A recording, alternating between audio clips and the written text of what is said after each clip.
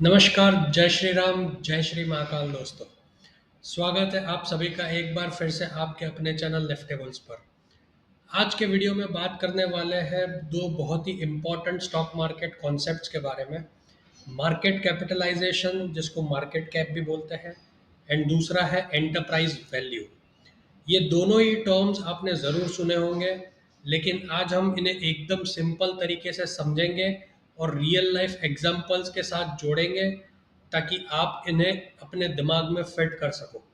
क्या बात है, चैनल पर नए हो एंड अभी तक सब्सक्राइब नहीं किया है?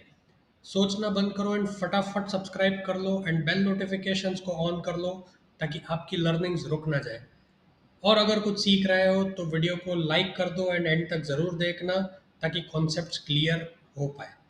तो चलिए शुरू करते हैं आज की लर्निंग्स बिना किसी देर के। पहले बात करते हैं मार्केट कैपिटलाइजेशन या जिसको मार्केट कैप बोलते हैं उसके बारे में।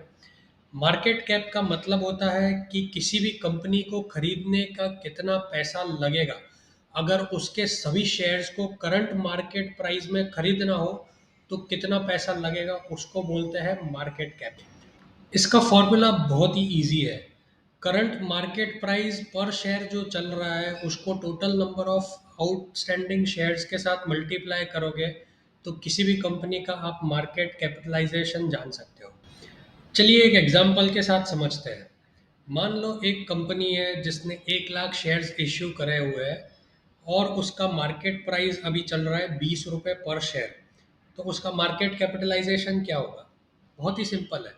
1 लाख जो टोटल शेयर्स है मल्टीप्लाइड बाय उसका current market price which is 20, तो उसका मार्केट कैपिटलाइजेशन हुआ 20 लाख रुपए। अब अगर ये कंपनी का शेयर प्राइस जो है वो बढ़ के 25 रुपये हो जाता है, तो इसका मार्केट कैप भी बढ़ के हो जाएगा 25 लाख रुपए, क्योंकि 25 मल्टीप्लाइड बाय 1 लाख शेयर्स जो उसके आउटस्टैंडिंग है।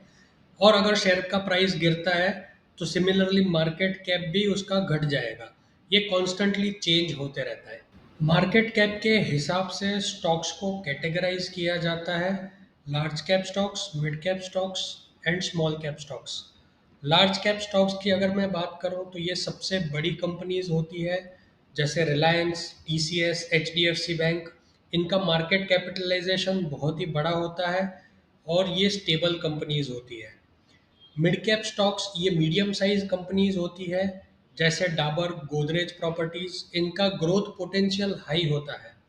और स्मॉल कैप स्टॉक्स ये बहुत छोटी कंपनीज होती है जिनका मार्केट कैपिटलाइजेशन कम होता है और ये रिस्की भी हो सकती है। लार्ज कैप कंपनीज की अगर मैं बात करूं तो जिसका मार्केट कैपिटलाइजेशन 20,000 करोड़ से ऊपर होता है उसको हम लार्ज कैप कैटेगरी में गिनते हैं।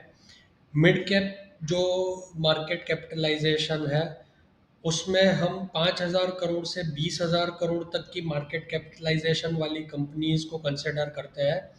एंड बिलो 5,000 करोड़ का जितना भी मार्केट कैपिटलाइजेशन है वो सारी स्मॉल कैप कंपनीज होती है। तो दोस्तों, मार्केट कैप से हमें पता चलता है कि कंपनी कितनी बड़ी है और उसका मार्केट में क्या स्टैंडिंग है। अभी तक अगर समझ आ गया है कि मार्केट कैपिटलाइजेशन क्या होता है, तो नीचे एक लाइक का बटन दिखेगा, उसको प्रेस कर दो और अपने दोस्तों के साथ शेयर कर दो। आइए चलते हैं दूसरे कॉन्सेप्ट जिसका नाम है एंटरप्राइज वैल्यू। एंटरप्राइज वैल्यू, जिसको ईवी के नाम से भी जानते हैं। ईवी का मतलब होता है एक कंपनी को पूरी तरह से खरीदने में कितना पैसा लगेगा। ये मार्केट कैप से थोड़ा एडवांस्ड कॉन्सेप्ट है। एंटरप्राइज वैल्यू में हम कंपनी के सभी सोर्सेज ऑफ कैपिटल को कंसिडर करते हैं, जैसे इक्विटी, डेट एंड उसका जो कैश। एंटरप्राइज वैल्यू कैलकुलेट करने का फॉर्मूला जो है वो है मार्केट कैपिटल प्लस उसका जो डेट है प्लस उसका जो प्रेफर्ड कैपिटल है, उसमें से हम कैश और कैश इक्विवेलेंट्स जितने भी कंपोनेंट्स होते हैं उसको माइनस करते हैं। चलिए एक एग्जांपल के साथ समझते हैं। मान लो एक कंपनी है जिसका मार्केट कैप है 34 करोड़। उसमें 8.5 करोड़ का उसका प्रेफर्ड कैपिटल है, 6.4 करोड़ का उसका डेट है, 2.5 करोड़ का उसका कैश है एंड 1.4 करोड़ का उसका फाइनेंशियल इन्वेस्टमेंट है। तो एंटरप्राइज वैल्यू कैलकुलेट करने के लिए we will add market cap plus preferred capital plus debt. तो हो गया 34 प्लस 8.5 प्लस 6.4 करोड़। उसमें से हम कैश जो 2.5 करोड़ है एंड फाइनेंशियल इन्वेस्टमेंट जो 1.4 करोड़ है उसको माइनस कर देंगे। तो एक्चुअल एंटरप्राइज वैल्यू जो आएगा वो है 45 करोड़। इसका मतलब है कि अगर आप पूरी कंपनी को खरीदना चाहते हो तो आपको 45 करोड़ देने पड़ेंगे, क्योंकि एंटरप्राइज वैल्यू हमें कंपनी की एक्चुअल वैल्यू बताता है, क्योंकि इसमें डेट और कैश भी कंसिडर होता है। चलिए एक रियल लाइफ एग्जांपल से इसको समझते हैं। मान लो आपके पास एक दुकान है जो आपको खरीदनी है। दुकान की प्राइस है 10 लाख रुपए, लेकिन उसमें 2 लाख रुपए का माल है और 3 लाख रुपए का उसका कर्जा है। तो आपको अगर दुकान की एक्चुअल वैल्यू जाननी है तो वो होगी 10 लाख रुपए जो उसका प्राइस है, प्लस 3 लाख रुपए का जो उसका डेट है, माइनस 2 लाख रुपए जो दुकान में ऑलरेडी माल अंदर है। तो उसका टोटल एंटरप्राइज वैल्यू निकल के आएगा 11 लाख रुपीज़। तो दोस्तों एंटरप्राइज वैल्यू हमें कंपनी की पूरी वैल्यू समझाता है और मार्केट कैप से ज़्यादा एक्यूरेट होता है, क्योंकि ये डेट और कैश को भी कंसिडर करता है। तो दोस्तों आज हमने सीखा कि market capitalisation and enterprise value क्या होता है और इन्हें कैसे कैलकुलेट करते हैं।